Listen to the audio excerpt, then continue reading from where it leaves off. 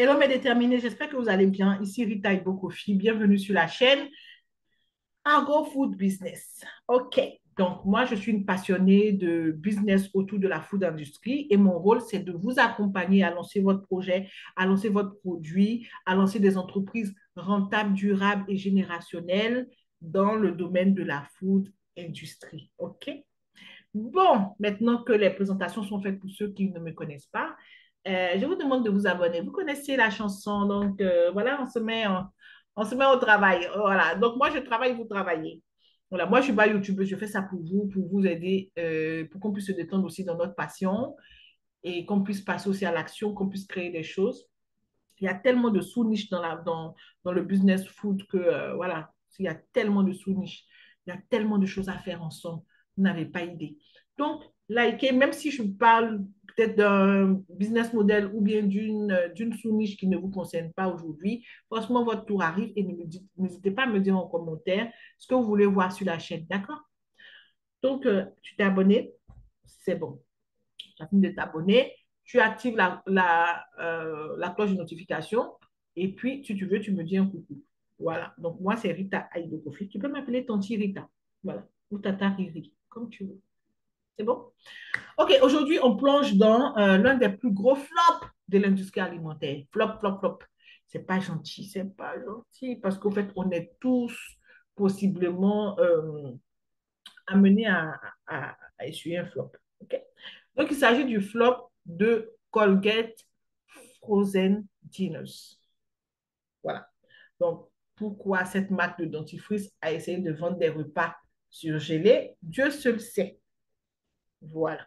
Donc, lui, tu as bien entendu, ce géant du dentifrice a essayé de lancer des repas surgelés dans les années 80. C'est une idée qui a laissé un drôle de goût dans la bouche des consommateurs et qui nous offre aujourd'hui des leçons précieuses pour éviter des erreurs similaires dans notre propre business. Donc, l'idée ici, c'est que Colgate, déjà, est bien établi dans l'hygiène dentaire. Il n'y a rien à dire. Tu peux, même si tu les détestes, tu ne peux pas dire le contraire. Donc, eux, ils cherchaient à diversifier et à capter une nouvelle part de marché. Ils se sont dit, mais pourquoi pas associer notre nom à une alimentation saine? Puisque si d'abord, on associe notre alimentation à une dentition saine, donc à une santé, hein, à la santé.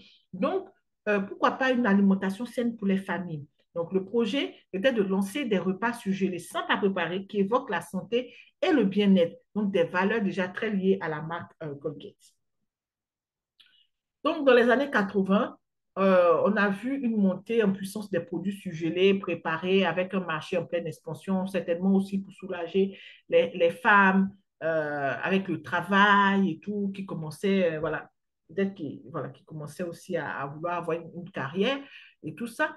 Donc, j'imagine que les marques de produits surgelés aussi ne se laissaient pas faire. Donc, Colgate a décidé de profiter de cette opportunité. Donc, eux, ils pensaient capitaliser sur la tendance avec leur notoriété déjà solide. Du genre, on a déjà une cliente, une fanbase.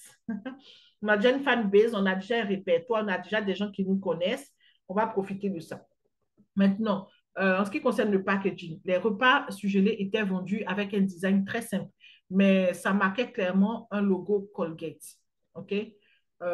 Qui était associé au dentifrice. C'est que c'est le même logo. C'est pas comme s'ils ont écrit Colgate, mais ils ont fait un autre logo, hein, qui, voilà, c'est le même logo des brosses à dents, des dentifrices qu'ils ont mis sur les plats surgelés, comme les plats de lasagne et autres.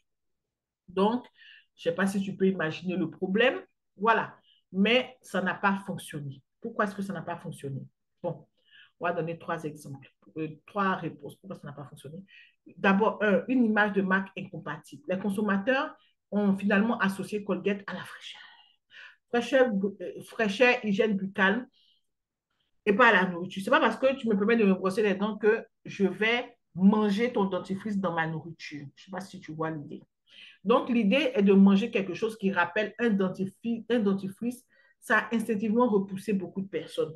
Parce que je sais que ce n'est pas vrai, mais qu'est-ce qui prouve que tu n'as pas mis du dentifrice dans la nourriture? Je ne sais pas. Voilà, on ne sait jamais.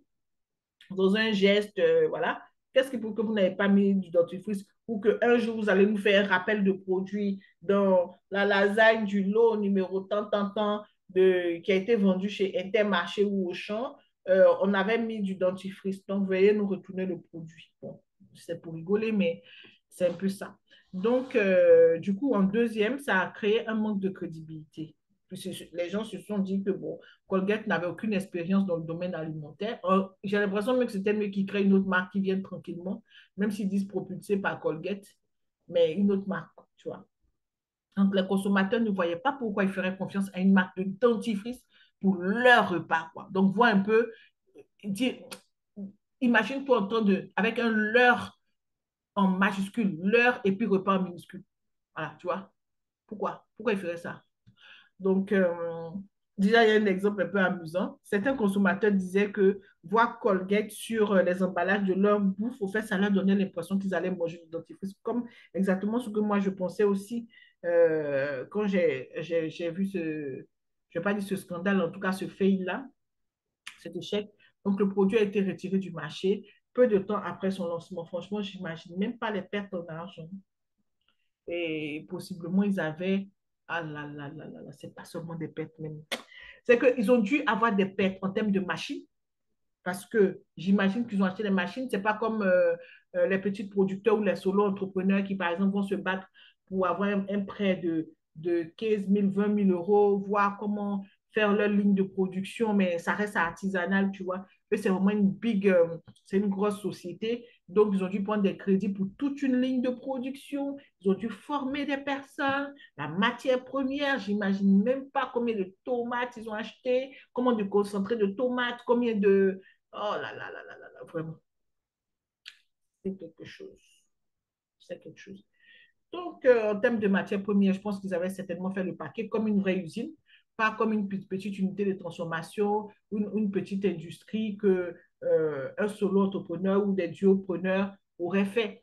Mais là, ils ont dû mettre le paquet, tout ça pour se rendre compte que effectivement, les gens sont dégoûtés par l'idée de manger du dentifrice ou voilà. Mais au fait, vous savez, le cerveau de l'être humain est bizarre, hein. Au fait, j'ai une école primaire euh, en Côte d'Ivoire. Et la dame qui fait le ménage dans l'école, au fait, pour augmenter son revenu, puisqu'elle fait ça à temps partiel, pour augmenter son revenu, au fait, euh, on lui avait demandé si elle voulait, c'était juste, voilà, si elle voulait faire la cuisine, parce qu'elle est très organisée, très rapide, vraiment, ça allait le faire avec son emploi du temps. Elle était très contente et tout, ça lui faisait vraiment comme un double salaire. Les parents d'élèves ont dit que la personne qui fait le ménage ne peut pas préparer la nourriture de leurs enfants. Sachant que quand tu réfléchis en tant que maman toi-même, des fois, tu fais le ménage et tu prépares pour tes enfants. Mais sachant que elle, c'est pas ça. Au fait, elle allait faire les ménages. Elle habite juste à côté. Donc, elle a fait un emploi du temps pour venir les soirs quand tout le monde est parti pour le nettoyage de l'école et puis les matins, cuisiner normalement. Même si on explique ça, ils ne veulent pas parce qu'ils se disent la personne qui fait le ménage ne doit pas toucher à la nourriture de mes enfants. Alors qu'à la maison, toi, en tant que maman, des fois, tu fais le ménage, des fois, tu es même en train de lancer tu es en train de préparer la bouffe familiale et tu es en train de laver la douche. Tu vois ce que je veux dire? Mais il y a des choses comme ça, c'est psychologique, ça ne passe pas. Les gens préfèrent se faire confiance à eux-mêmes parce qu'ils ne savent pas si tu vas venir avec la mousse. Tu vois, ils imaginent la dame venir avec la mousse du liquide vaisselle, mettre ça dans la nourriture, ou pourquoi pas même les produits de nettoyage de WC. Bon, je ne sais pas trop ce qu'ils pensent, ou peut-être intoxiquer leur enfant par inadvertance. En gros, c'est un peu complexe, au fait, ce genre de choses-là. Donc, les leçons à tirer, on va aller sur ça. Il faut que tu sois cohérent ou cohérente avec ton image de marque. Si ton entreprise est connue dans un domaine spécifique, ne change pas la direction, surtout quand tu as déjà une fanbase, tu vois. Sans une stratégie bien pensée, c'est chaud. Mais si tu n'as jamais vendu à quelqu'un, personne ne te connaît, bon, voilà, tu peux faire ce que tu veux. Donc, l'exemple pratique ici, c'est que si tu vends des pâtisseries artisanales, lancer une gamme de boissons énergétiques ou énergisantes, au fait, tu peux te dire que oui, ça va, mais bon, il faut vraiment y réfléchir parce que ça peut déconcerter certains clients. Donc, ça peut se faire, hein, mais bon, il faut réfléchir.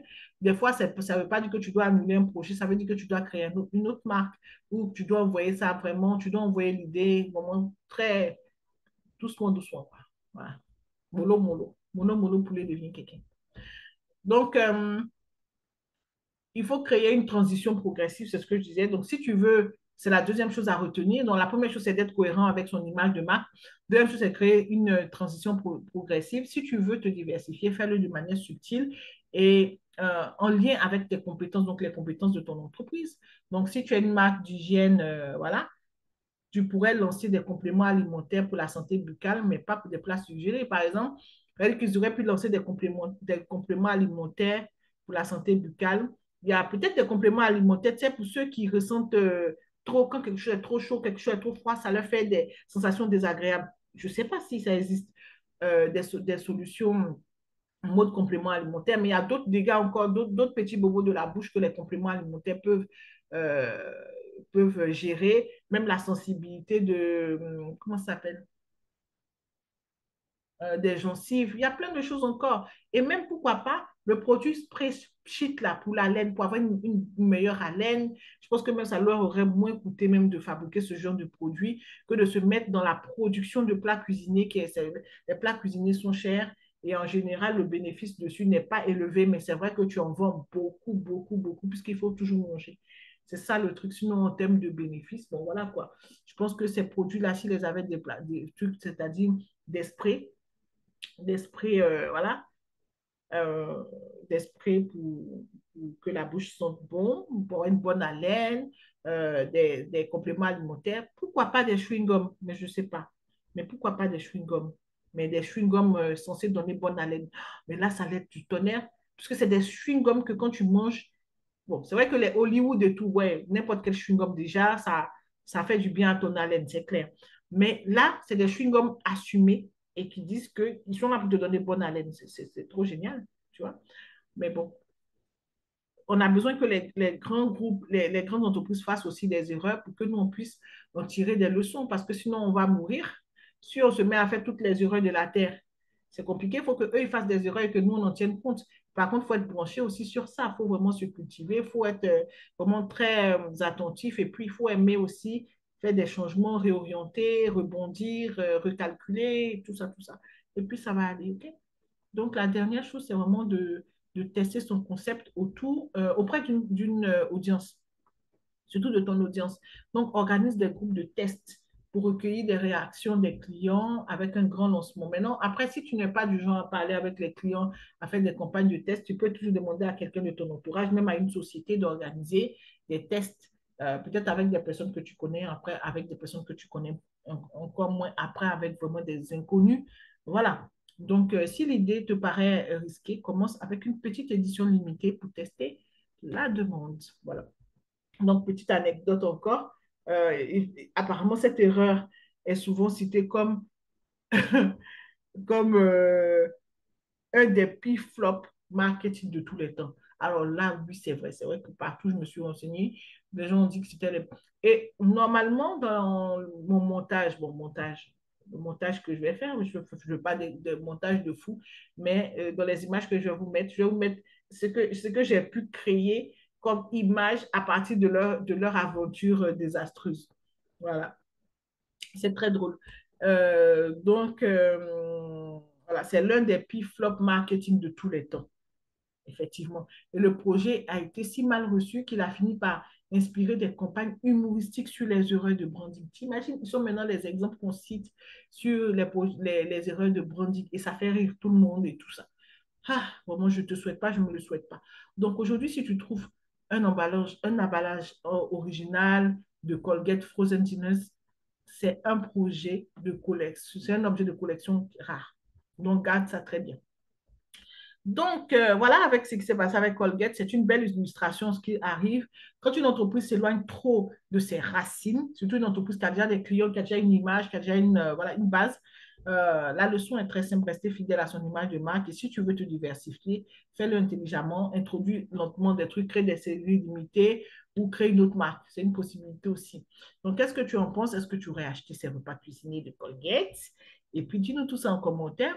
Et si tu veux te lancer dans euh, quelle que soit la niche dans l'industrie food. Voilà, je suis là pour toi.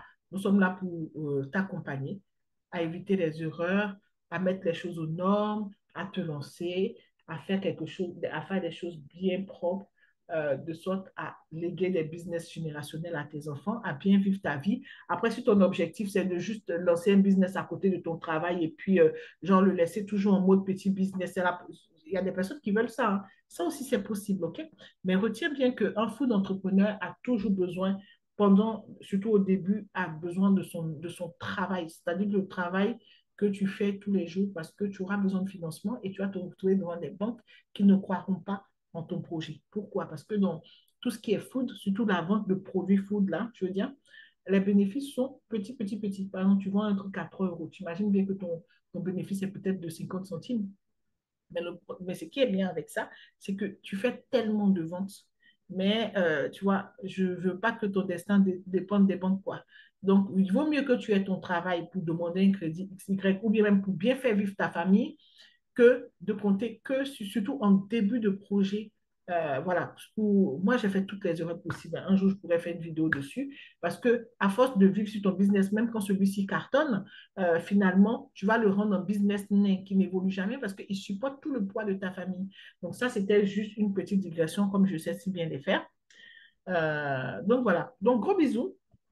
Merci d'avoir suivi la vidéo et on se retrouve très, très, très bientôt. Dis-moi en commentaire ce que tu veux voir sur la chaîne et tout, et tout, et tout. Donc, il y a des choses que je pourrais faire dans l'immédiat et il y a des choses que je vais devoir faire plus tard. Et puis, il faut savoir que j'ai enregistré, j'ai fait 2 ans sans poster des vidéos. Donc là, je me suis réveillée. Ça, c'est une nouvelle Rita qui s'est levée là. Donc, qui fait que j'ai enregistré beaucoup de vidéos. Donc, peut-être qu'à l'étape où tu me parles, j'ai peut-être programmé peut-être mes vidéos pour 2 mois, pour 3 mois. Donc, ça va peut-être venir. OK? Merci beaucoup. Gros bisous, mes cocos. Et puis, à très bientôt. Donc, que ce soit mes chéris ou mes déterminés, il n'y a pas de problème. On se voit. Vous pouvez aller sur ma page Facebook aussi, Rita Ibukofi. N'hésitez pas à télécharger les ressources gratuites dont je vous ai parlé. Et puis, je vais essayer de mettre aussi le lien pour tomber sur notre catalogue de formation. OK? Donc, à très, très, très bientôt et passez de superbes fêtes. Si la fête est dépassée à l'étape où je poste ça, passez une super année 2025. Merci beaucoup.